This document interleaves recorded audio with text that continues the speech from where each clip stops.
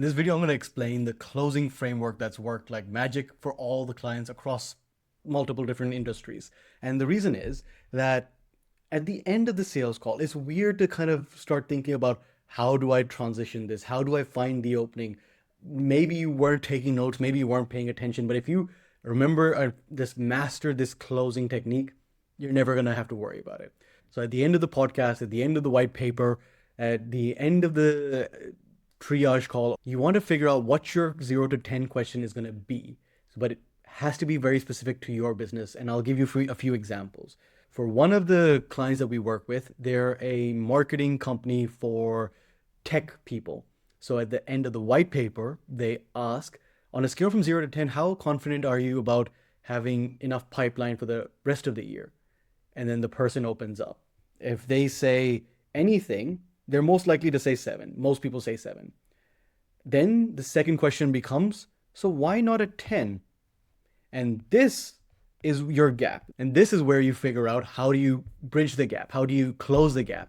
How does what you have to do fix their problem? So you have to make sure that the question is tailor-made specifically for your business and what you have to offer, so that it gets you a good gap. And then the third question is, why not a lower number? Why not a 5?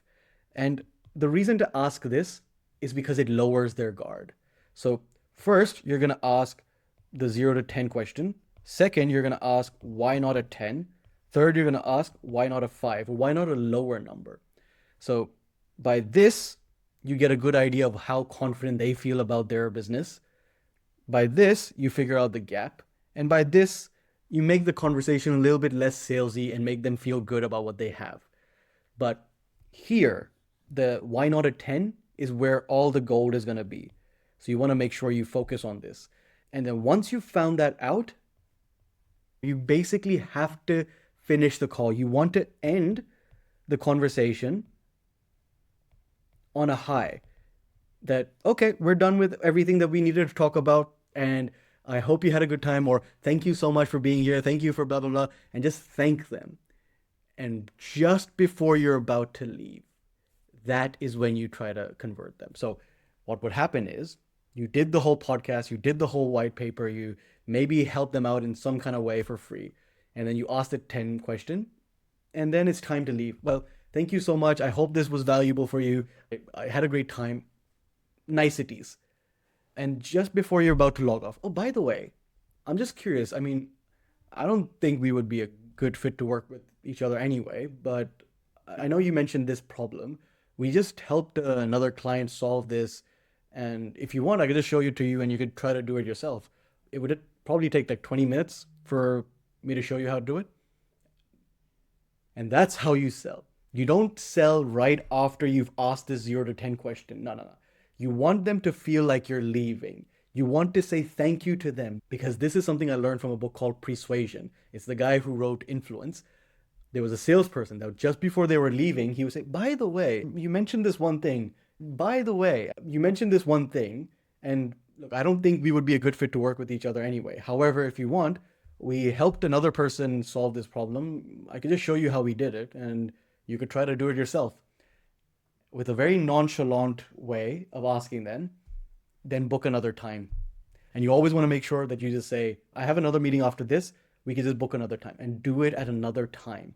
And the reason I say another time is because at this point, they just got a lot of free value. They were in the I'm getting value mode. In the next call, they will be in a different mindset. You'll get to start from 0, so it'll be better. Don't try to rush the process and do everything there. Book another call. It's better. The more interactions you have, the more they'll trust you. I'm going to re-emphasize this again and again. You have to act a little bit. You have to dramatize it.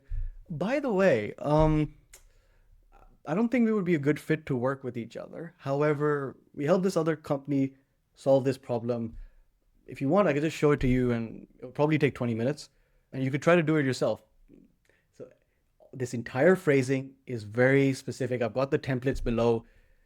Just practice them in the mirror. Practice.